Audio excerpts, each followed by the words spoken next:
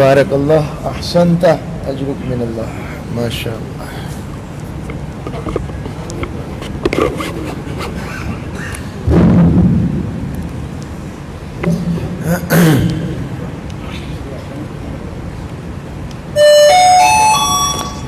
بسم اللہ السلام علیکم ورحمۃ اللہ وبرکاتہ. تھوڑی سی آواز کم, تھوڑی سی. نحمده ونصلي ونسلم على سيدنا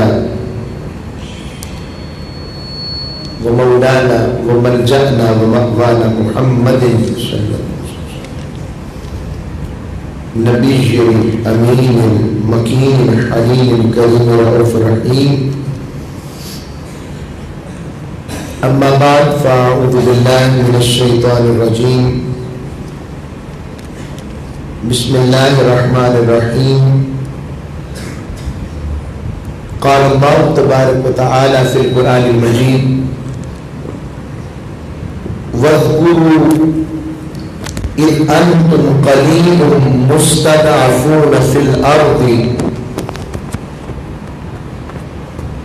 تخافون أن يتخطفكم الناس فآواكم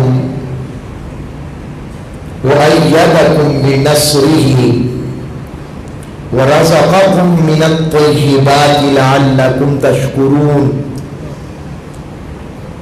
وقال اللہ تبارک و تعالی فی المقام الآخر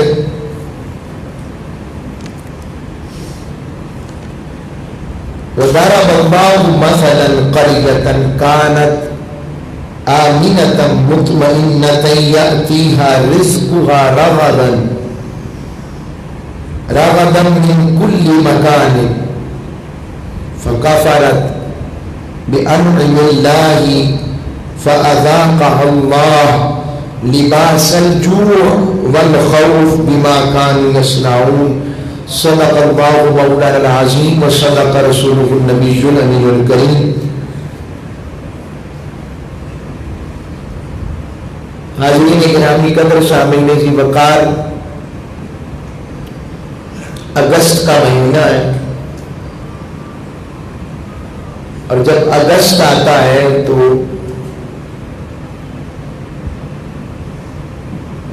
بر صغیر پاک و ہند کی اس خطے میں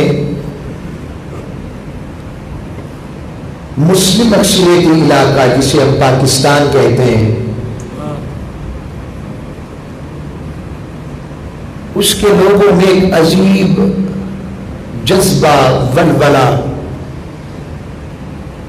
اور ایک عجیب چمک امید کی کرنیں جاگتی ہیں، اور وہ اپنے ان آباء و اجداد و شہداء اور ان شہداء میں نوزائیدہ بچوں سے لے کر بزرگی کی عمر تک شہادت پانے والے، جن میں خواتین بھی ہیں، عورتیں بھی ہیں، بچیاں بھی ہیں، اور اس کا جو فگر آج ہمارے سامنے آتا ہے، جو فگر میں آ گئے وہ 21 لاکھ لوگوں کی شہادت ہے. اس پاک سرزمین کی بنیادوں میں 21 لاکھ لوگوں کے پاک خون کا حصہ موجود ہے جس پر یہ وطن کھڑا ہے. اور اگر میں غلط نہیں تو میں ایسے چہرے بھی دیکھ رہا ہوں جن سے میرا واسطہ ہے، جنہوں نے یہ پاکستان بنتے دیکھا ہے، اور ایسے چہرے بھی ہیں جن کی نسلوں نے قربانیاں دی ہیں. تو یہ جو وطن ملا ہمیں، یہ وطن کچھ اور نہیں، آج کا مضمون بھی میں نے یہ رکھا ہے، ریاست مدینہ کا فیضان، پاکستان پاکستان. یہ وطن جو لیلۃ القدر کی رات مارز وجود میں آیا، میں یہ سوچتا ہوں میں 90s کی جنریشن ہوں، 90s کی، جن لوگوں نے یہ سب کچھ دیکھا ہوگا ان کے اندر جذبات و حدتیں اور جذبہ اور ولولہ اور پاکستان اور اسلام کی خاطر مر مٹنے کی کیا عظیم ان کے اندر ایک جوت اس کے اندر موجود ہو.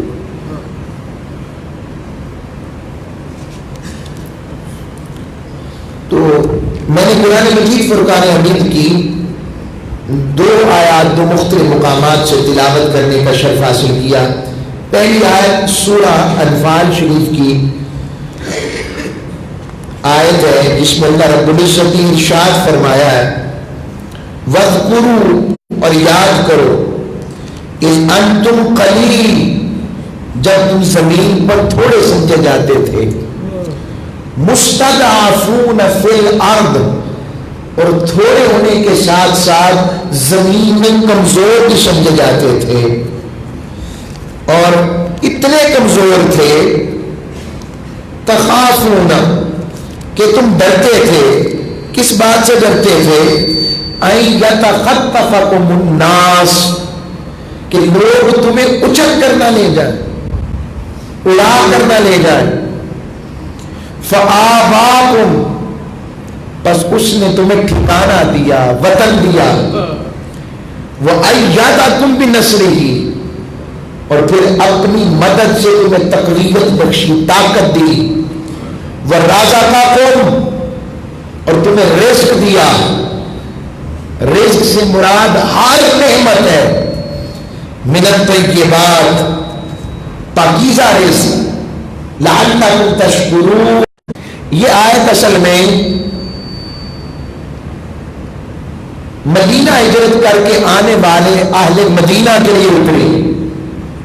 چونکہ یہ سورہ انفال کا حصہ ہے تو یہ بدر کے پس منظر میں اتری جب اللہ نے 313 کے لشکر مصطفیٰ کو فتح یابی عطا فرمائی تو اللہ نے ان کو یاد کروایا. فرمایا وَاذْكُرُوا إِذْ أَنْتُمْ قَلِيلٌ، یاد کرو جب تم تھوڑے سے مکہ میں پائے جاتے تھے.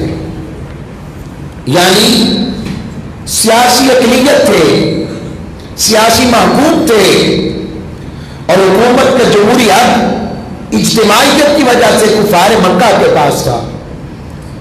تو فرمایا تم تھوڑے تھے، اور یہی حال متحدہ ہندوستان میں مسلمانوں کا تھا.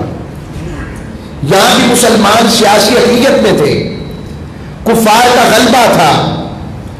دوسرا مستضعفون فی الارض، یعنی زمین پر کمزور تھے، معاشی بدحالی کا شکار تھے. کاروبار، معیشت، سرکاری ملازمتیں تم پر بند ہو چکی تھیں، اور معاشی طور پر کسب پرسری کا شکار تھے. ہندو میجورٹی، اور ہند کے اندر ایک خاص مینوپلی تھی جو مسلمان بزنس مین کو کامیاب نہیں ہونے دیتی تھی 1857 کے بعد، اور ان کا قبضہ تھا. سرکاری ملازمتوں پر ہندوؤں کا قبضہ تھا. یہ جتنا آپ سیکریٹریٹ کا ایریا لاہور میں دیکھتے ہیں، اس کے پیچھے جتنی آبادیاں آپ ان کے نام لے لیں، کرشن نگر، اب تو سنت نگر ہم کہتے ہیں اسے، سنت نگر، تو یہ سارے اپنی ملازمین کے علاقے تھے جہاں پر وہ قیام پذیر تھے. یہ اپنے دور کا غربت تھا یہ علاقہ. موسٹ ہائیلی ایجوکیٹڈ پرسن وہاں رہتے تھے ان کے. اور یہاں مدینہ مکہ مکرمہ میں بھی مستضعفون فی الارض، زمین میں کمزور تھے، طاقتور کوئی نہیں تھا. بلال حبشی جیسا نے اسلام قبول کر لیا، عمار بن یاسر نے اسلام قبول کر لیا، حضرت سہیل رومی نے اسلام قبول کر لیا، ابو ذر غفاری نے اسلام قبول کر لیا. حضرت عثمان غنی مالداروں میں ایک تھے، سارے نہیں تھے، ان کے مقابلے میں سینکڑوں مالدار تھے، مگر دل والے عثمان تھے، حق والے بھی عثمان تھے. سیدنا صدیق اکبر تھے، سیدنا فاروق اعظم تھے، اور پھر مولا علی شیر خدا مشکل کشا تھے. تو پیدائشی طور پر پروردہ یا غوث مصطفیٰ تھے، جو پیدا ہی حضور کی گود میں، اسلام تو ان کے سامنے جوان ہوا تھا. سب سے پہلے آقا کے ساتھ نماز ادا کرنے والے مولا علی مشکل کشا تھے. تو یہ ساری ہستیاں، اس کے باوجود حضرت امیر حمزہ، واہ واہ کیا بات، اللہ نے ایسے لوگوں سے طاقتیں دی، لیڈر دیے، اگر اس کے باوجود اکثریت ان کی تھی معاشی بدحالی کا شکار. اور اس کا سب سے بڑا نقشہ شیخ ابی طالب آیا، 3 سال تک گھاٹی میں بند رہے، معاشی کسب پرسری کی انتہا ہو گئی. میں اس پر بات کر چکا ہوں تفصیلاً، میں صرف اشارہ دے رہا ہوں آپ کو. اور ادھر متحدہ ہندوستان میں بھی ملک کی معیشت کے اوپر کفار کا قبضہ تھا. مسلمانوں کی جو چیز پروڈکٹ تھی یا مسلم، اسے آپ کاٹیج انڈسٹری کہتے ہیں، گھریلو صنعت، گھریلو صنعت کی کوئی چیز بن کر باہر نہیں جا سکتی تھی، ایکسپورٹ نہیں ہوتی تھی، ساری چیزیں امپورٹ ہوتی تھی، کیونکہ برٹش کلونیزم، انگریز نو آبادیاتی نظام کا حصہ غلامی میں بن چکے تھے. اور ہندو یہ دامن کہہ کر بچ نکلا تھا کہ حاکم وقت ہم تو نہیں مسلمان تھے. اس طرح سے وہ اپنی کنگنیس اور عیاری سے. اور ادھر مسلمانوں کا حال پھر فرمایا تخافون ان یتخطفکم الناس، کہ تمہیں ڈر لگتا تھا کہ کہیں تمہیں لوگ اٹھا کر اسمیچ کر یہ نہ لے جائیں. تعداد میں بھی تھوڑے تھے، معاشی طور پر بھی کمزور تھے. حضرت عمار بن یاسر جیسوں پر ظلم بھی ہوتا تھا، ستم بھی ہوتا تھا، زیادتی بھی ہوتی تھی. اور ادھر متحدہ ہندوستان میں اسی چیز کی بات، سیرت نبوی کی بات تھی یہاں پر گاؤ کشی، گائے ذبح کرنے کے اوپر قتل عام ہو جاتا تھا مسلمانوں کا، یہاں پر گائے کی چمڑی کے اوپر بات ہوتی تھی، بکرائی جب بڑی داری، تو وہاں پر ظلم ہونا، مسلمانوں کی جائیدادوں کو ضبط کر لیا گیا، مسلمانوں کی تہذیب و وراثت کا مذاق اڑایا جانے لگا، مسلمانوں کی نسلوں کے اندر حرام چیزوں کی پروردہ اور ان کو آزمائش اور ان کو بڑھانے کے لیے افزودہ کرنے کے لیے کوشش کی گئی، یہ ساری باتیں پیش کی گئی، اور سماجی بدحالی کا سامنا تھا۔ اسی لیے اقبال نے اس وقت کہا تھا کہ وضع میں تم ہو نصارا تو تمدن میں غنود، یہ ہے مسلمان جنہیں دیکھ کر شرمائیں یہود۔ ہم مسلمان ہو کر بھی کبھی کچھ ہندوؤں سے متاثر نظر آتے تھے اپنے کلچر کے اندر، ہمارا تشخص، ہماری پہچان، ہماری فکر، ہمارا تفاخر، ہماری ابدیت، ہماری بندگی، ہماری غلامی، ہمارا پیار اور آقا السلام کے نظام کے ساتھ ہماری جو وابستگی تھی اس میں کہیں کی کمزوریاں آنا شروع ہو گئی، اور وہ کمزوری اجتماعی طور پر نسلوں میں ڈیولپ ہونا شروع ہو گئی، اور بابو کا تصور اٹھا اس طریقہ کار کے حوالے سے، یہ بھی، اور مدینہ پاک میں بھی مسلمانوں کو، مکہ مکرمہ میں، مکہ میں بھی مسلمانوں کو اسی چیز کا سامنا تھا۔ ہجرت، پہلی ہجرت کی ہجرت حبشہ کی، اب کوئی یہ کہ ان کو ان سے ملا رہے ہیں، میں ملا نہیں رہا، پوری دنیا سن رہی اس وقت، میں وہ فیضان کی بات کر رہا ہوں جو حالات اللہ نے پیدا کیے، جس کے بعد ریاست مدینہ اور اس کے فیضان سے ریاست پاکستان کی روپ میں، یہ میں آپ کو فکری بات کر رہا ہوں، اور ایک اور نقطہ آپ کے لیے تاریخی نوعیت کا دے دیتا ہوں۔ ہمارے یہاں عمومی طور پر کتابوں میں یہی پڑھایا جاتا ہے، پہلے میں سرکار کی بارگاہ سے اس سرزمین کی بات کر لیتا ہوں۔ کتب حدیث میں دو، ہمارے جو علاقہ جو آتا ہے کہ ساؤتھ ایشیا، جنوبی ایشیا کا علاقہ کہتے ہیں، اس کا ذکر کتب حدیث میں ہند اور سندھ کے نام سے آیا۔ کس نام سے؟ یہ یاد رکھ لیجیے گا چیزیں، میں آپ کو وہ باتیں الحمدللہ بتاؤں گا جو عمومی طور پر آپ نے تاریخ میں نہیں پڑھی،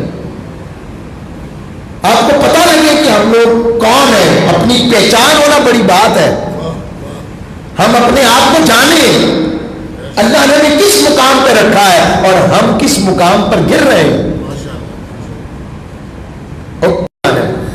اور سندھ کا سارا علاقہ مسلم میجورٹی، مسلم اکثریتی علاقہ، جسے آج پاکستان کہا جاتا ہے، اور علامہ اقبال جنہیں ہم شاعر مشرق حکیم الامت بھی کہتے ہیں، جنہیں 1930 میں الہ آباد کے اندر مسلم لیگ کے سالانہ اجلاس میں صدارت کرتے ہوئے پاکستان کا نقشہ، ایک الگ مملکت ریاست اسلامیہ کا نقشہ، مملکت خداداد کا پیش کیا تھا۔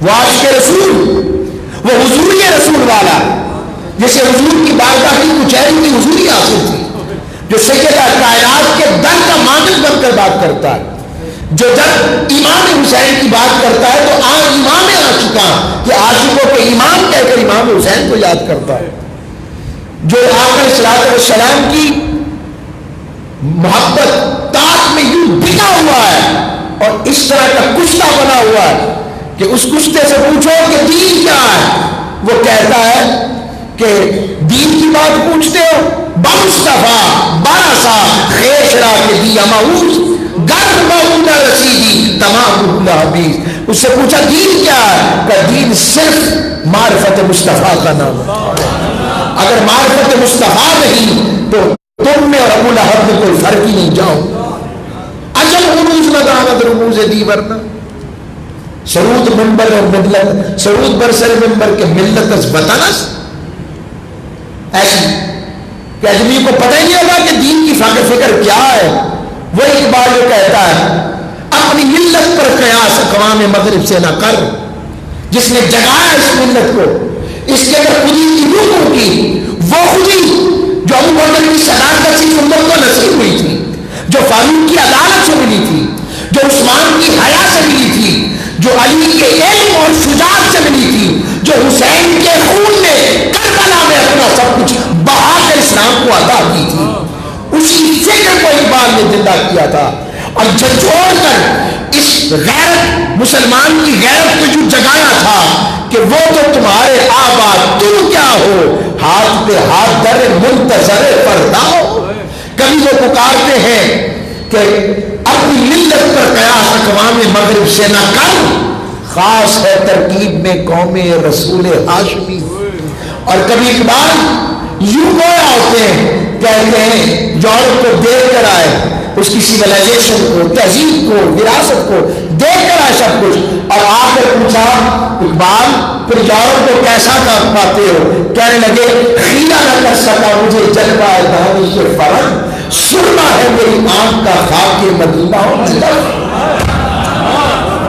یہ ہے اقبال جن کا ذکر میں کر رہا ہوں، جو اقبال اپنے عہد کے جوان کو یوں دیکھنا چاہتے ہیں، فرماتے ہیں تیرے سہدے زنگو فرشتہ ہوں۔ اے جب نوجوان مسلم تجھے پتا ہے تو کون ہے؟ ذرا اپنا ٹائٹل پہچان، تیرے سہدے زمون، تیرا کمزور ترین شکار فرشتہ ہوں۔ یہ فرشتے ہورے تیرا کمزور شکار ہے، کیوں کہ شاہین شہ لالاک ہے تو کوئی اور نہیں، مصطفیٰ کا شاہین ہے۔ یہ اقبال ہے، وہ یتیم الامت جس نے خواب دیا، جس نے قائد اعظم کو دوبارہ سے واپس بلایا۔ وہ اپنے خواب کے تسلسل کو کہاں دیکھتے ہیں؟ آقا علیہ السلام کی بارگاہ میں کچھ لوگ سندھ سے اس سرزمین سے گئے، آقا علیہ السلام نے انہیں تکا اور دیکھتے ہی پوچھا کیا تم سندھ سے آئے ہو؟ کیا تم سندھ سے آئے؟ جس سے معلوم ہوتا ہے کہ حضور علیہ السلام کی توجہ اور دھیان اسی سرزمین پر تھا۔ آپ کو پتا اس کی وجہ کیا ہے؟ اس کی وجہ حضور کے شہزادے امام محمد مہدی کے لیے ایک لشکر غزوہ ہند کے لیے جہاں سے نکلنا ہے، جس نے حضرت عیسیٰ علیہ السلام کی سرکردگی میں جنگ کرنی ہے اور دجال کو، فتنہ دجالیت کو ختم کرنا ہے اور اسلام کا تن تراک پوری دنیا کے اندر بپا کرنا ہے۔ یہ اتنا اس لیے معرض وجود میں آیا ہے، یہ میں آپ کو بتا رہا ہوں۔ غزوہ ہند کا ذکر غزوہ کر کے اس لیے کیا، سرکار نے فرمایا اگر نہ ہوا تو حصہ لوں گا، اس کا مطلب سرکار کی روحانی توجہ اس غزوہ پر ہوگی، روحانی طور پر حضور کی توجہ ہے۔ اور باقی آپ میں سے کئی میرے بزرگ بیٹھے ہوں گے، اس توجہ کا فیض، اگر بدر کا فیض دیکھنا ہے تو 65 کی جنگ دیکھ لیں، وہاں بھی بدر میں بھی 3 گنا دشمن تھا، پاکستان پر بھی 65 کی جنگ میں 3 گنا دشمن تھا۔ اور کتب دیکھیے چیزیں مجھے بتانے کی ضرورت نہیں ہے، میں اس منظر نامے میں نہیں جانا چاہتا۔ تو اور ایک اور بات یہ کہا جاتا ہے کہ محمد بن قاسم رحمۃ اللہ علیہ آپ 712 عیسوی میں آئے سندھ بیبل میں، یہ بات درست نہیں ہے۔ سیدنا فاروق اعظم کے دور 1516 ہجری میں موجودہ پاکستان کی سرحدیں مدینہ کی سرحدی ریاست کا حصہ تھیں، مدینہ النبی، یہ ریاست مدینہ سے جڑی گئی ہے، اور یہ بہت کم معلوم ہے۔ اور سیدنا فاروق اعظم کے دور خلافت میں صحابہ کرام اور تب اکابر، حوالہ نوٹ کر لیں، ایک لشکر حضرت حکم بن ابی عاص کی قیادت میں موجودہ بلوچستان کی سرحد میں داخل ہوا تھا، اور آج بھی وہاں پر کچھ مولانا شیر خدا سے منسوب چیزیں بھی موجود ہیں بلوچستان والی سائڈ پر۔ اس کے علاوہ مغیرہ بن ابی عاص کی قیادت میں اسلامی لشکر سندھ کے اندر کراچی کی قریب دیبل کے مقام تک پہنچ گیا تھا۔ بعد ازاں پھر محمد بن قاسم آئے، یہ سلسلہ عہد عثمانی اور مولا علی کے حد تک جاری رہا۔ پھر آگے اموی دور کے اندر 42 ہجری کو 42 عیسوی کو اسلامی فوج محنف بن ابی صفرا رضی اللہ تعالیٰ کی قیادت میں لاہور تک پہنچی تھی، اور اس دوران سنان بن ابی سلمہ الہندی کی قیادت میں بلوچستان سے اندر پہ آگے افغانستان میں کندھار، مکران اور گرد و علاقے فتح کر کے اسے اسلامی سلطنت کا حصہ بنایا تھا. بتائیں یہ باتیں سنی ہیں آج تک؟ یا آپ کو ہم بتا رہے ہیں؟ یہ روایات میں قرآن و حدیث سے بات بتا رہا ہوں. اور دلیل یہ عقائد جو اس لیے اقبال نے کہا تھا وہ کتابیں اپنے آبا کی جو پڑھے ان کو یورپ میں تو دل ہوتا ہے سی پارا کہ میرا دل کٹتا ہے کہ یہ سب کچھ تو یہ لے گیا ہمارا. اور ہم لڑ پڑے آپس میں. ہم نے قرآن کا دامن چھوڑا, ہم نے مصطفیٰ کی بات چھوڑی. یہ بات سمجھائی. تو آقا علیہ السلام نے غزوات ہند کی بھی بشارت دی اور وقتاً فوقتاً ترمذی شریف کے اندر آج بھی روایت غزوہ ہند کی موجود ہے. آقا علیہ السلام کی مجلس میں ذکر ہوتا, اس لیے اقبال کہتے تھے سنیں اب ہمارا وطن کیا ہے, ہم کہاں رہتے ہیں, ہمیں کون ہونا چاہیے.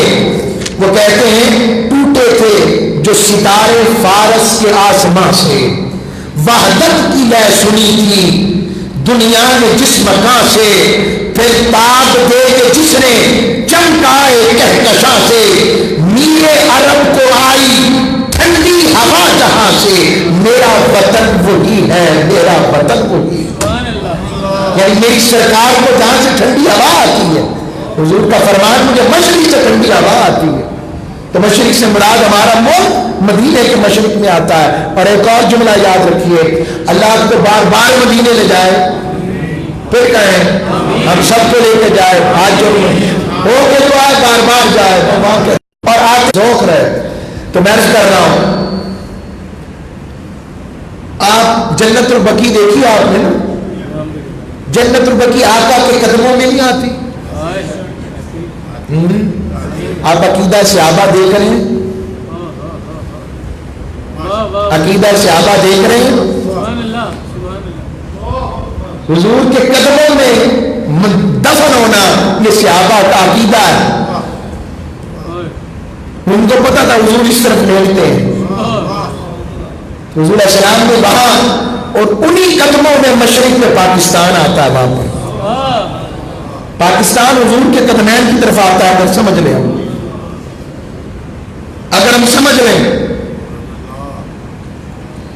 اور علامہ اقبال رحمۃ اللہ علیہ نے 1937 میں قائد اعظم کو خط لکھے کہ اگر ہندوستان کے مسلمانوں کا مقصد, یہ آج کہا جاتا ہے, کچھ لوگ کہتے ہیں کہ پاکستان کا مقصد صرف ہندوؤں سے آزادی حاصل کرنا تھا, انگریز سے بچنا تھا, یہ نعرہ کہیں نہیں تھا کہ پاکستان کا مطلب کیا لا الہ الا اللہ. اگر وہ یہ سمجھتے ہیں تو میں اقبال کی زبان میں بات کر رہا ہوں, پھر میں قائد اعظم کے حوالے سے بھی بعد میں بات کروں گا. فرمایا اگر ہندوستان کے مسلمانوں کا مقصد سیاسی جدوجہد سے محض آزادی اور اقتصادی بہبود ہے اور حفاظت اسلام اس مقصد کا عنصر نہیں ہے, جیسا کہ آج کل کے قوم پرستوں سے معلوم ہو گیا ہے, تو پھر مسلمان کبھی بھی اپنے مقصد میں کامیاب نہیں ہو سکتے, کامیاب نہیں ہو سکتے. یہ اقبال فرما رہے ہیں, یہ اقبال نے فرمایا. اور آگے قائد اعظم رحمۃ اللہ علیہ پر بات کرنے سے قبل میں پہلے اپنے اس مضمون کو دوبارہ کہ فیضان مدینہ کی جو بات کی تھی, میں نے آپ کو 4 باتیں بتائی تھی قرآن کے حوالے سے. پھر مذہبی تشخص سے ملی افرادیت کا مسئلہ بھی مسلمانوں کو درپیش رہا مدینہ مکہ میں. تو اللہ رب العزت اور یہی صورتحال مسلمانوں کی ہندوستان کے اندر کی جب متحدہ تھے 1937 سے 39 تک کانگریسیوں کی حکومت رہی. پتہ ہے آپ کو اس بات کا, جو تاریخ کے طالب علم ہے, 1937 سے 39 تک بندے ماترم کے جس میں شرکیہ لفظ بھی آتے ہیں اور مختلف قسم کے دیویوں کو مسلمانوں بچوں کو زبردستی ان کے سامنے ماتھا ٹیکنے پر مجبور کیا جاتا تھا. اور پھر 1939 کے اندر ایسی زبردست جدوجہد کی قائد اعظم نے, اور اس کو یوم نجات کے طور پر جب ہندو کانگریس نے استعفے دیے تو اس کو پھر یوم نجات کے طور پر منایا. تو اللہ رب العزت نے پھر فرمایا, پھر ہجرت مدینہ ہوئی. ہجرت مدینہ کی صورت میں رب نے فرمایا فآواکم, میں نے تمہیں ٹھکانے کی صورت میں مدینے کی ریاست عطا فرمائی. اور اسی ہجرت مدینہ کا فیضان ہجرت پاکستان ہے. کتنے لاکھ لوگوں نے ہجرت کی نہیں پتا, کسی کا باپ، کسی کا بھائی، کسی کی ماں، کسی کی بہن، کسی کا پورا خاندان وہ لٹتا کرتا کہ اب اس دیش میں جاؤں گا جہاں پر میرے مصطفیٰ کا دین بسے گا، جہاں پر کسی کے ساتھ ظلم نہیں ہوگا، جہاں کسی کے ساتھ زیادتی نہیں ہوگی، جہاں مصطفیٰ کا فرمان کا یوں پھریرا وہاں پر اپنے انداز میں لہرائے گا کہ کسی عربی کو اجمی پر، اجمی کو عربی پر، گورے کو کالے پر، کالے کو گورے کو، گورے پر کوئی فوقیت نہیں، فوقیت کا معیار تقویٰ۔ میرے حضور کے خطبہ حجت الوداع، حجت الوداع اس کا مظہر پاکستان بنے گا، وہ یہ لے کر آ رہا ہے۔ ان سے پوچھو تو مٹی چوم چوم کر یہاں سجدے کرتے تھے جگہ جگہ اور کہتے تھے یہ دیش ملا ہے جہاں ہم مصطفیٰ کے دین کے مطابق زندگی گزار سکیں گے۔ نعرہ تکبیر، نعرہ رسالت، نعرہ حیدری۔ ورنہ مجھے کچھ قربانیوں کا مقصد نظر نہیں آتا، مجھے کوئی قربانیوں کا مقصد 21 لاکھ لوگ اس طرح قربانیاں دے کے مقصد نظر نہیں آتا مجھے سوائے اس کے۔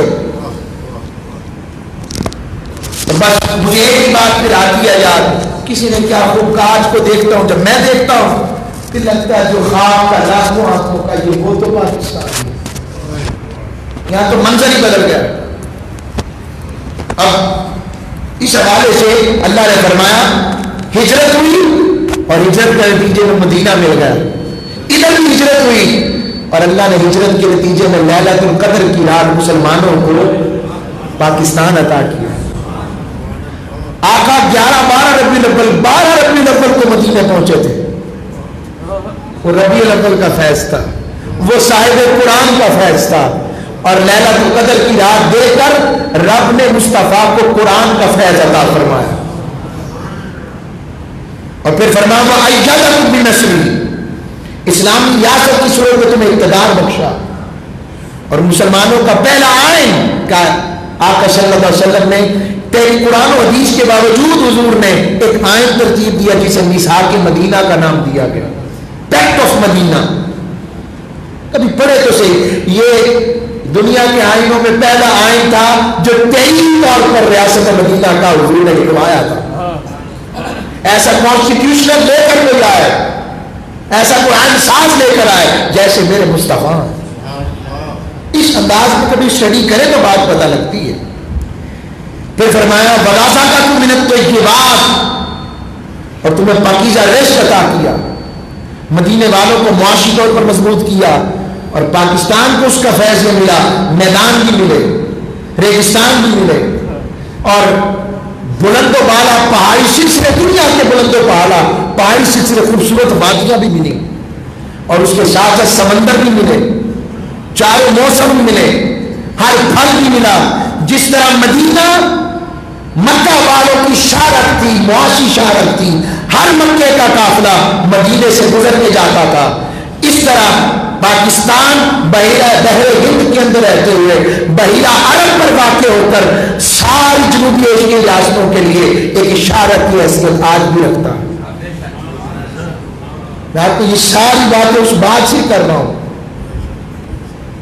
ریاست مدینہ کا قیام بھی لا الہ الا اللہ کی بنیاد پر وجود میں آیا، اور اسی کا فیض پاکستان کو ملا۔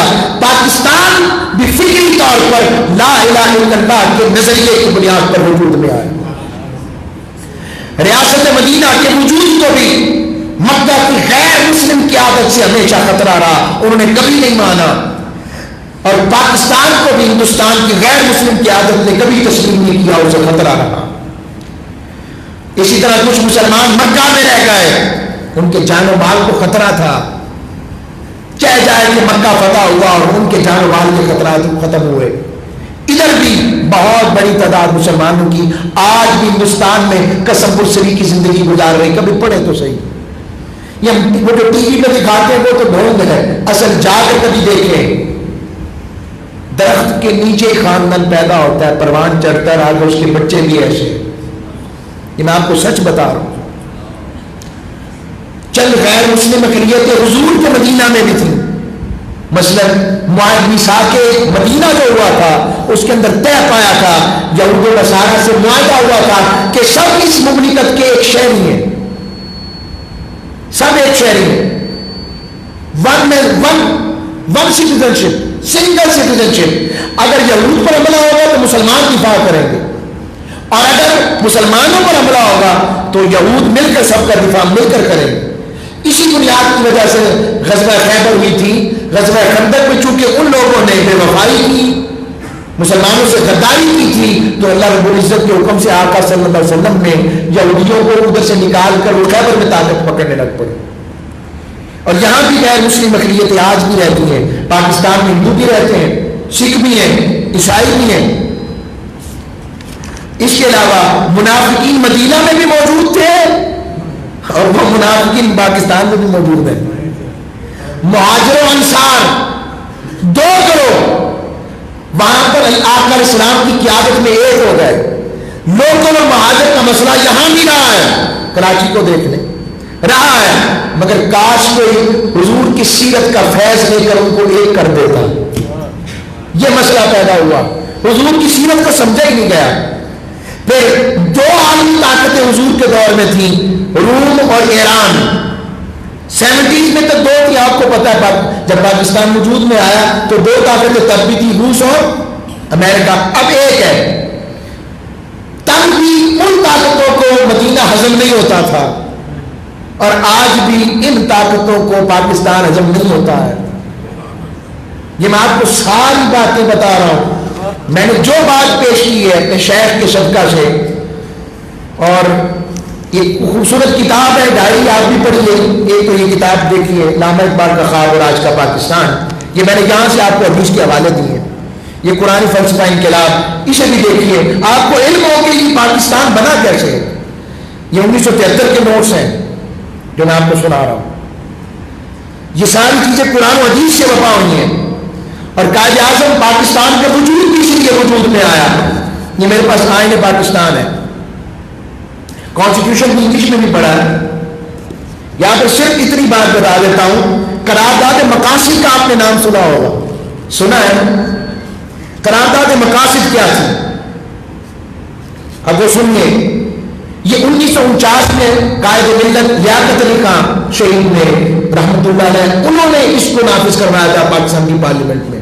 مقصد کیا تھا کہ ساری دنیا پر رب باری تعالیٰ کی حاکمیت ہے، اور اقتدار اعلیٰ کا مالک اللہ ہے، اور اللہ کی طرف سے مجوزہ اختیارات کی حدود کے اندر رہتے ہوئے ان کا استعمال، قرآن و حدیث کے اندر رہتے ہوئے ان کا استعمال پاکستانی عوام کے پاس ایک مقدس امانت کی طرح، اور جس کے تحت جمہوریت، آزادی، مساوات، رواداری اور معاشرتی انصاف کے ان اصولوں پر مکمل طور پر عمل کیا جائے گا جو اسلام کی طرف سے مقرر کیے گئے۔ کہ میں نے چند باتیں بھی پیش کیا۔ یہ آئین پاکستان بھی اصل میں اسی آئین کی وجہ سے بنا، دنیا میں تو بنا، وہ کہتے ہیں کہ ہم برٹش سے لیا، فلاں سے لیا۔ آج بھی حضرت فاروق اعظم رضی اللہ تعالیٰ عنہ کے دور میں دو شورا تھی، ایک مجلس شورا خاص تھی، ایک مجلس شورا عام تھی۔ برٹش نے عمر لا سے انہوں نے بھی دو اپنے پارلیمنٹ کے ہاؤس بنائے، اور ہمیں بھی، ہمارے بھی آئین میں شورا کا لفظ لکھا ہے، اسمبلی کا لفظ نہیں لکھا ہوا، مجلس شورا کا لفظ ہے، اور وہ اسی اسلام اور اسی خلافت راشدہ کی خیر سے ہم نے لیا۔ یہ پاکستان اس دیگر حالات کے اندر 1940 میں 23 مارچ 1940 قرارداد لاہور منظور ہوئی، اور 7 سال کے عرصے میں پتہ نہیں وہ عشق کی کیا جوت تھی جو ان کے اندر جاگ گئی تھی، کیا اللہ رب العزت نے اقبال کی صورت میں ان کے اندر کیا صورت، وہ ایک تفاخر اور خودی کا سور اور خودی کا سوچ پھونک دیا تھا کہ ہر کوئی آزادی کے گن گاتا تھا۔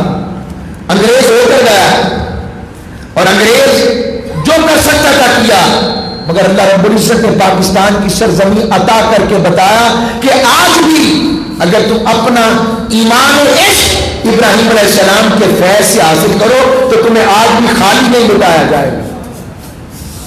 کاش ہم سمجھ سکیں اور جان سکیں، پھر آخر پر آج اور بھی کچھ لوگ کہتے ہیں کہ قائد اعظم اسلامی اور شریعت کا قانون نہیں چاہتے تھے، وہ تو ریاست کا، اور ہمارے آئین میں لکھا ہے کہ پاکستان کا اسٹیٹ ریلیجن اسلام ہے.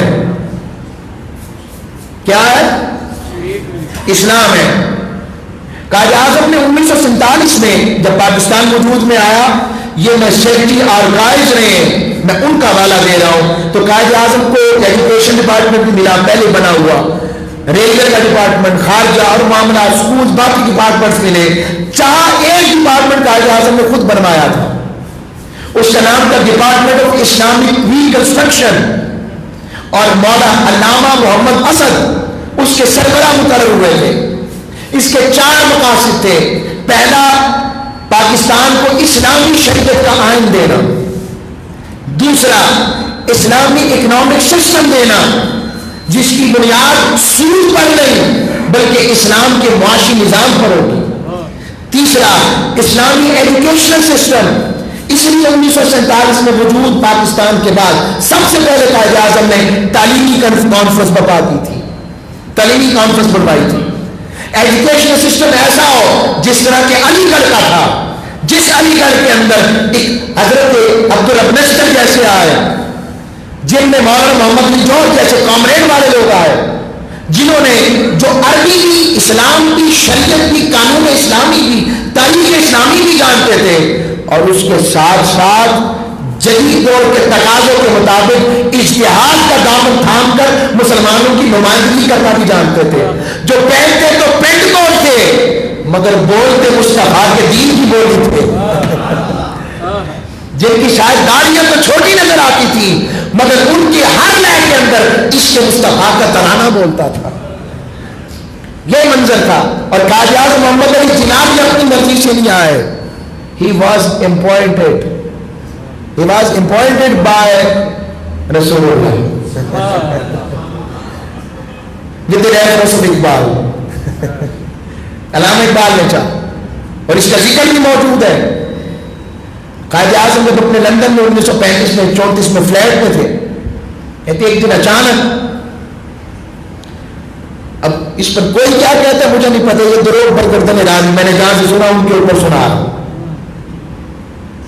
وہ کہتی ہے ایسے میں لیٹا تھا تو مجھے ایسے لگا کہ بہت بھینی بھینی خوشبو آئی ہے، کوئی آیا ہے میرے فلیٹ کے اندر. تو میں ایسے اٹھا تو مجھے کوئی نظر نہ آیا، میں پھر لیٹ گیا. تھوڑی دیر بعد پھر مجھے خوشبو آئی جیسے کوئی میرے کمرے میں آیا. میں نے اٹھ کے دیکھا تو مجھے ایک نورانی چہرہ نظر آیا. Who are you? Why are you here at that time? تم کون ہو؟ ادھر سے آواز، مجھے انگریزی نہیں آئی، میں نے جملے سنے، اور ایک انگریز نے بھی اس کا ذکر کیا کہ میں قائد اعظم سے کیوں محبت کرتا ہوں، مسلمان ہوں، ہم جو پروفٹ محمد، میں تمہارا نبی محمد ہوں. Go back to India, the Muslims of subcontinent needs you. بر صحیح میں مسلمانوں کو تمہاری ضرورت ہے، جاؤ. ایسے پیر جماعت علی شاہ صاحب اٹھ کر ان کا استقبال نہیں کرتے تھے. پوچھا پیر جماعت علی شاہ صاحب سے، محدث علی پوری، پوچھا حضور آپ یہ داڑھی منڈے کے پیچھے؟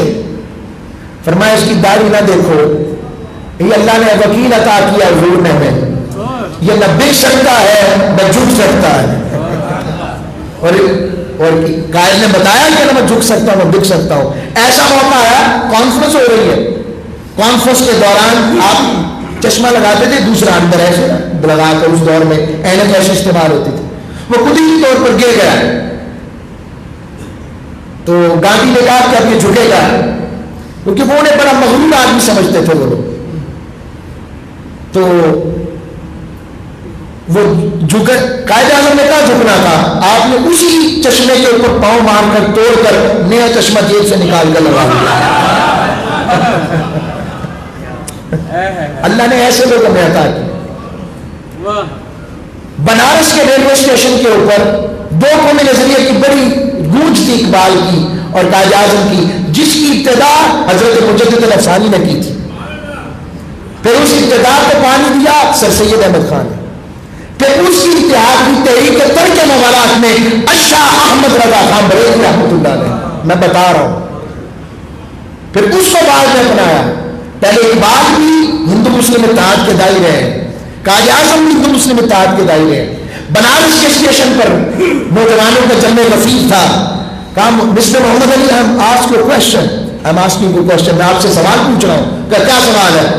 کہ ہم سبھی برصغیر کے لوگ کھڑے ہیں, آپ کا دو قومی نظریہ کیا کہتا ہے؟ ہم میں سے مسلمان کون اور ہندو کون ہے؟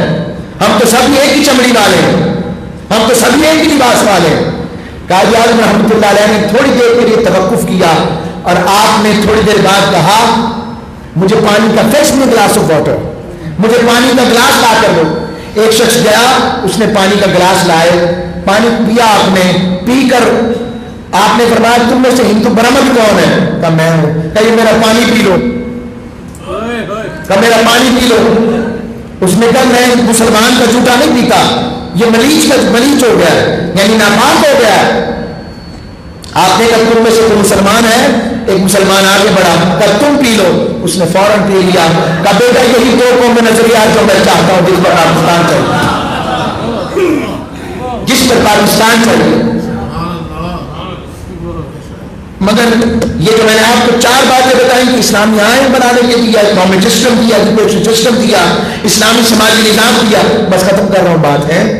مگر 1948 کے بعد اکتوبر 1948 میں اس ڈپارٹمنٹ کو آگ لگا دی. یہ سازش تبھی سے شروع ہو گئی تاکہ یہ قوم اور یہ ملک امت مسلمہ کا لیڈر بن کر نہ اٹھ سکے. آج وہ اس سازش کا شکار ہے. آپ جب 15-20 ہزار کی خاطر, موبائل کی خاطر, جب کسی کے بچے کی جان جاتی ہے, گنبد خضرا میں مکین گنبد خضرا پر کیا بیتتی ہوگی مجھے بتاؤ.